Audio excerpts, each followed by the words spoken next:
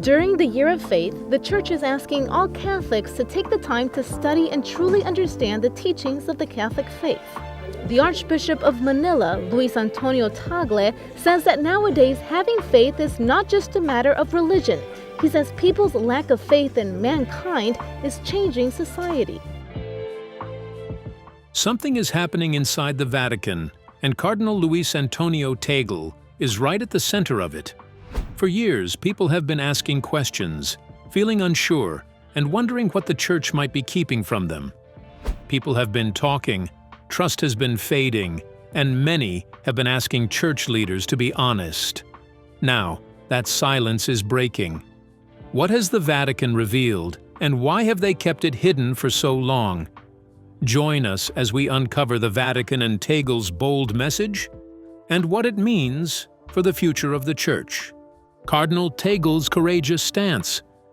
For years, people have looked at the Vatican as a place of silence, a place where decisions are made quietly and secrets stay buried. But now, something has changed. A voice from inside is no longer staying quiet. That voice belongs to Cardinal Luis Antonio Tagle. Philippine Cardinal Luis Antonio Tagle is tapped to help the Vatican prepare for the May 7 conclave, the closed-door election of a new pope.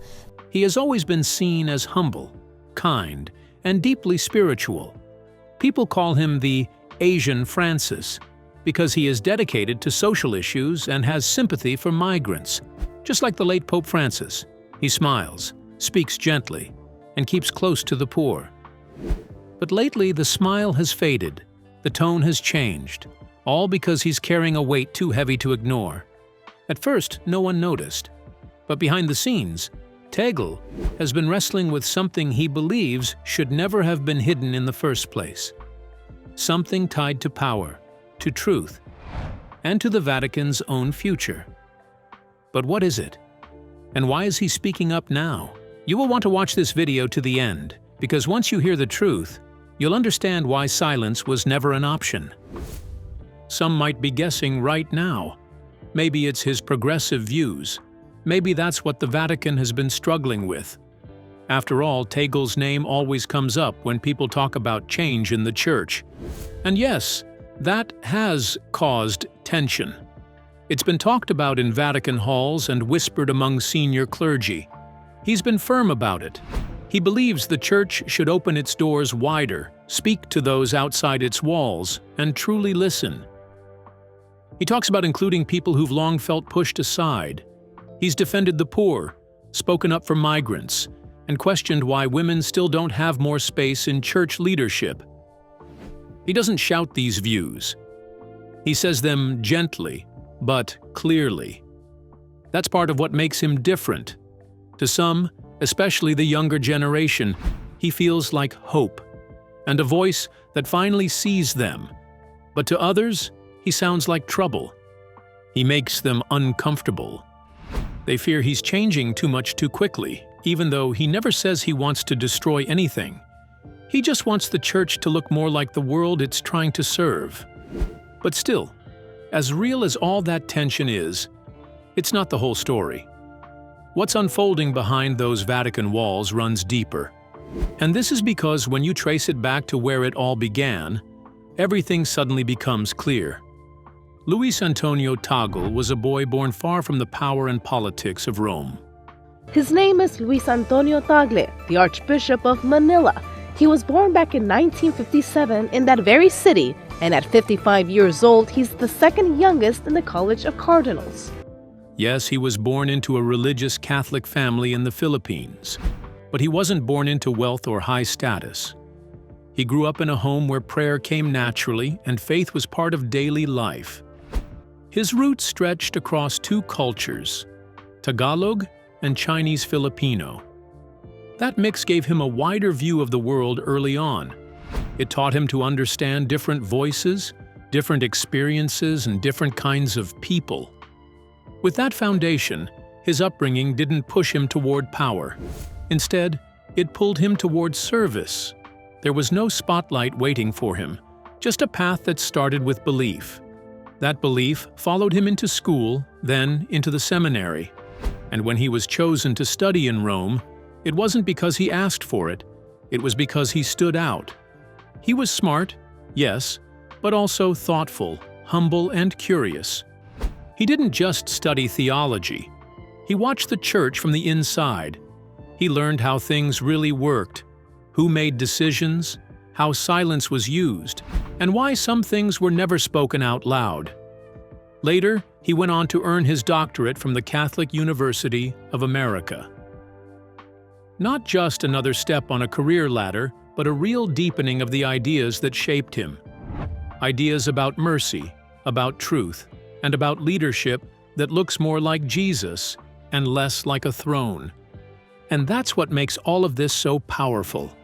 Tagle didn't climb into this position for attention. He was shaped by something else entirely. This is partly due to his years of service, long before anyone outside his country knew his name. He was never in a hurry. He kept himself just doing what he believed was right. He ate with regular families, visited prisons, and spent time with street kids. He didn't do all that for cameras or praise. He did them because it reminded him of who Jesus spent time with. When he was ordained in 1982, he stepped into priesthood during a time when the Philippines was still going through social and political struggles. Poverty, corruption, and fear were everyday realities. But instead of staying inside church walls, Tagle stepped into those streets. He believed a priest couldn't just preach from the pulpit. He had to live among the people, understand their pain, and carry it with them. Over time, he took on both pastoral and academic roles, teaching theology while continuing his work in local communities. His students remember him not just for his knowledge, but for his warmth. He would speak softly, but his words would stay with you. He didn't lecture to impress, he spoke to connect. Then came something unexpected. Pope John Paul II noticed him. At that time, Tagle wasn't a bishop, and he certainly wasn't yet a cardinal. He was just a priest with a growing reputation for deep thought and simple living. But in 1997, the Pope appointed him to the International Theological Commission. Next, Cardinal Luis Antonio Tagle of the Philippines. As pro-prefect for evangelization, he holds a powerful role, and his election would mark the first pope from Asia. That wasn't small. It meant the Vatican saw something in him. Not just intelligence, but trustworthiness. It meant his voice, shaped in the streets of the Philippines, was now being heard in Rome. Not long after, he was asked to contribute to the History of Vatican II project, a major work reflecting on one of the most important events in modern church history. It wasn't just about what happened back then, it was about what the church could become now. And Tagle's writing stood out. He didn't just talk about doctrine, he talked about people. He reminded others that the church isn't built with stone, it's built with hearts. And through all this, his profile rose quietly. He didn't seek the spotlight, but it found him anyway. His ability to speak truth in a gentle way made people listen. His way of teaching made complex ideas feel simple. And every time he spoke, there was a sense that he wasn't trying to convince you. He was inviting you in. But behind that kindness, there was a firmness too. There was a clarity, and he knew where he stood. So while he never looked like someone trying to start a fight, he also never stepped away from what he believed. And now, all of that, the experience, the education, and the strength are leading somewhere. Because what's happening now in the Vatican, the tension that's building, the silence that's finally being broken, they are not random. There's something Tagle knows, something he's carried, and, for the first time, it's coming close to the surface. Keep watching as we reveal the moment that changed everything. A pope in waiting? When Pope Francis began reshaping the direction of the Church, many were unsure what it would look like. But for Luis Antonio Tagle, it wasn't a new direction. It was confirmation. Their visions weren't just similar. They aligned almost perfectly. Humility, mercy, outreach to the margins. These weren't new ideas for Tagle. They were values he had already been living for decades. So when Francis started appointing people who shared his outlook, it was no surprise that Tagle quickly became one of his closest allies. Not just in words, but in action. He didn't stay behind a desk or speak only in high-level meetings. He traveled, he listened, and he acted. In Africa, for example, he supported the development of practical, on-the-ground projects, not just preaching about education, but helping to build schools, not just talking about lifting people out of poverty, but introducing vocational programs that gave real skills, real jobs, and real hope to families. These weren't symbolic visits. They were signs of a leader who believed the gospel should look like something, not just sound like something. In Myanmar, a country marked by religious tension and historical wounds, Tagle didn't arrive with big speeches. He arrived with patience. He sat with Buddhist leaders, Christian leaders, Muslim communities, anyone willing to come to the table. He spoke often about reconciliation, not as a vague idea, but as something urgent and possible. He reminded people that even in pain, peace could grow, but only if everyone had a seat and a voice. That approach won respect across faith lines. Then came one of his most visible roles, president of Caritas Internationalis, the Catholic Church's global humanitarian network. Under his leadership, Caritas didn't just send food and aid, it raised its voice. Caritas Internationalis plays a key role in the Vatican's task force to care for people around the world affected by COVID-19. He launched the Share the Journey campaign, calling on Catholics worldwide to walk alongside migrants and refugees, not just support them from a distance. He encouraged parishes to host personal encounters where locals could sit face to face with people who had fled war, poverty, or disaster. The idea wasn't just charity, it was dignity. Tagle would often remind audiences, both inside and outside the church, that these were not strangers. That shift, from viewing migrants as statistics to viewing them as human beings, defined his work. It wasn't about politics, it was about heart. But he didn't stop there. As climate change began displacing communities and deepening poverty around the world, Tagle became increasingly vocal about the environment. He linked it directly to justice.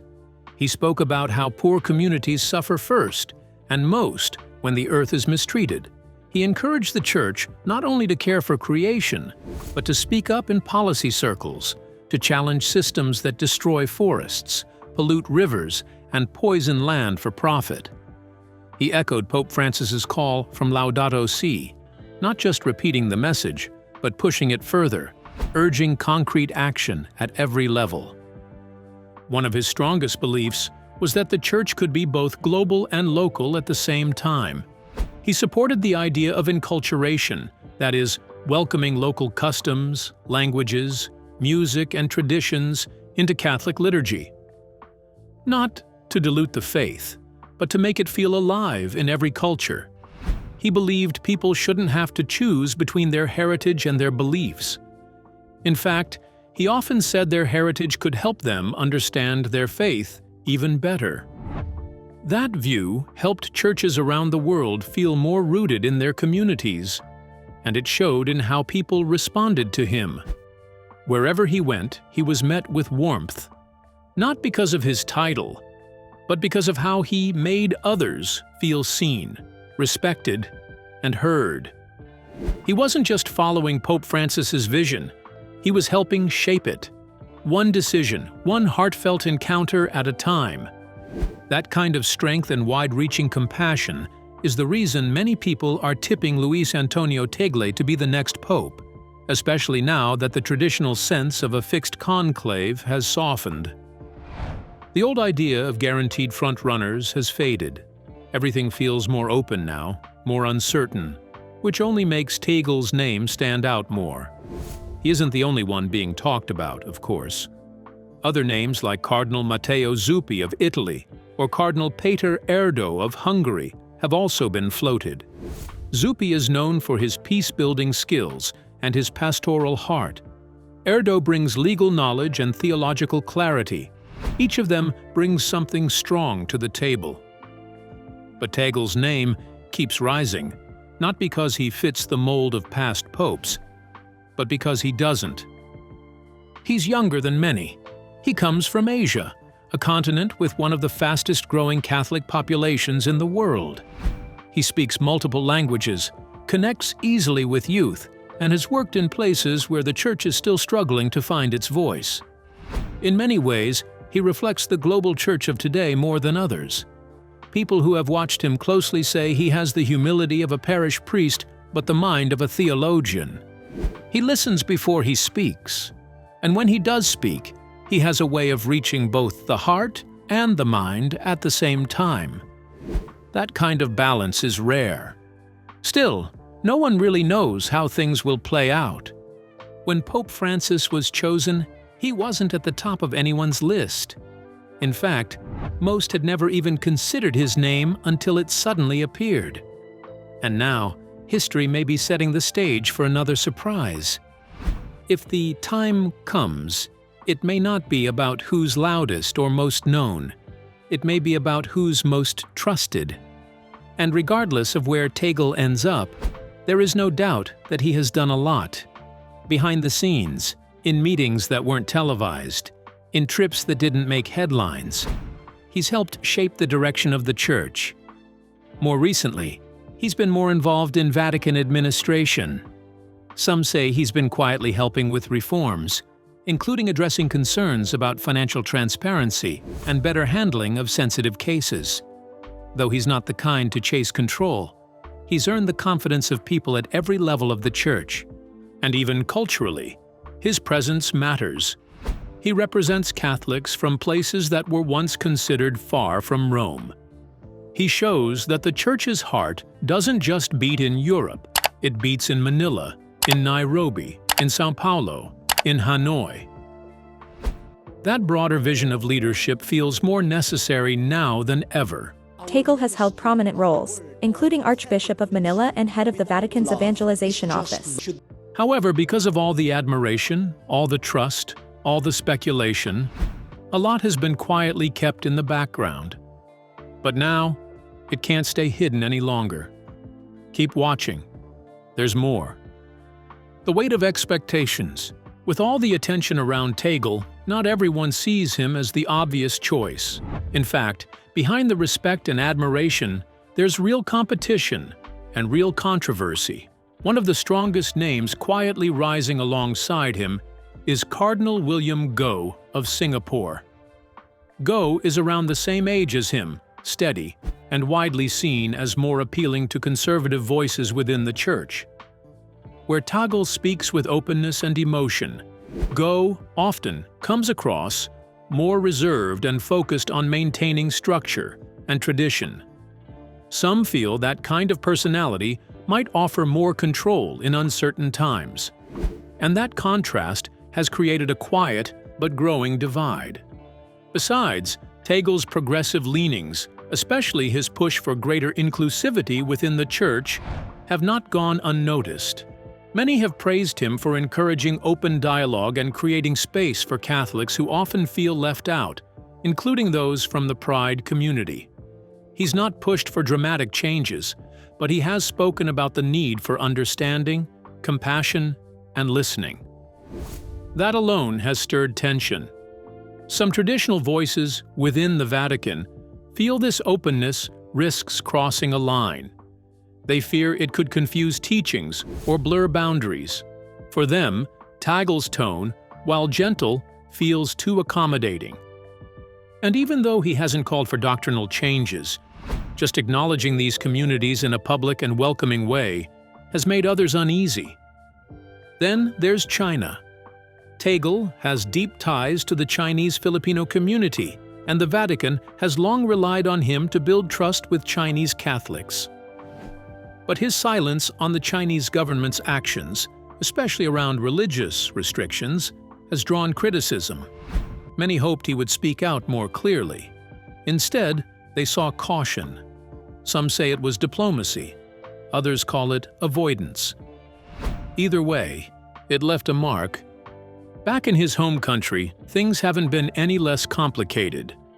During President Rodrigo Duterte's rule in the Philippines, Tagle became a critic. He never shouted from a podium, but his speeches often touched on justice, mercy, and the dignity of life. These were messages that clearly pushed against Duterte's harsh policies. For many Catholics, those words were a comfort, but for others, they felt too political. Some accused him of pulling the church into public fights and of turning the pulpit into a platform for protest. This wasn't the only thing that raised eyebrows during his time in Manila. There were also concerns about how he handled misconduct among priests. While he was widely respected for his pastoral kindness, some felt he showed too much of it when it came to discipline. A few cases of alleged abuse or inappropriate behavior were not dealt with publicly. That led to whispers that he was too soft, too forgiving, even when stronger action was needed. These criticisms haven't stopped his rise, but they do follow him. Some see his kindness as a strength, others see it as a weakness, and that tension is what makes his journey so interesting. He stands in the middle of a church that's still trying to decide what kind of leader it needs next. Tagle may have support from the grassroots, from the people who feel heard when he speaks. But his path isn't smooth. He's not just walking toward the future, he's doing it under pressure and under watch, with every word being weighed. One of the concerns surrounding Tagle has little to do with what he's said, but more about who he reminds people of. While he feels like a mirror of Pope Francis to many in the church, the same trait makes others not to want him. Critics wonder, if he becomes Pope, would he truly bring his own voice? Or would he simply extend Francis's vision without challenge? That kind of question may seem unfair, but it's gaining traction. After years of bold reforms, the Church now finds itself at a crossroads. Some say the next leader should offer a reset, a different rhythm, maybe even a return to firmer lines. Tagle's closeness to Francis, in tone and in thinking, makes it harder for him to escape the shadow. They worry he might not shake things up when needed or make tough calls that go against the current path. This concern deepens when people look at his handling, or lack of handling, of big geopolitical issues. He's spoken often about the human cost of conflict, the suffering of migrants, and the dignity of every person. But when it comes to naming governments, confronting regimes, or addressing hard political realities, he tends to stay silent. Some say he avoids controversy. Others say he chooses his battles. Either way, that silence leaves room for doubt. They wonder how he would respond if the church was pulled into a global crisis. Would he speak with bold clarity or choose a softer tone to protect relationships? No one can say for sure. And in a world where the church is constantly dealing with political fault lines, that uncertainty has weight. Still, for all the questions around him, his impact is already deep. Even without wearing the papal white, Tagle has built a legacy that many leaders would envy, not through flashy speeches or dramatic gestures, but through consistent presence. His strength has always been in his ability to make people feel seen. Whether speaking to villagers in a flood zone or diplomats in a Vatican hall, he has a way of connecting that crosses language and culture. And behind that connection is a life shaped by simplicity. Friends describe him as someone who laughs easily, eats simply, and carries no interest in grandeur. He has chosen to live humbly, even when high office came his way. When he was made a cardinal, he didn't rush to Rome. He stayed rooted in Manila as long as he could, walking the streets, blessing babies, attending funerals, and staying close to the people. Even his work at the Vatican has kept that same tone. He's never tried to dominate a room or push an agenda. He listens, he reflects, and then he speaks with calm precision. That kind of leadership isn't always loud, but it leaves a mark. In the end, Tagle's journey hasn't been defined by strategy, it's been defined by presence. Not just being there, but truly being with people. In a church often marked by rules and systems, he's reminded others that at the heart of faith is relationship, and whether or not he becomes Pope, that kind of legacy doesn't fade. What do you think about Cardinal Tagle? Do you believe his style of leadership is what the Vatican needs next? Share your thoughts in the comments below. We'd love to hear from you. Remember to like, share, and subscribe for more. Also, click the following video shown on your screen. You will enjoy it.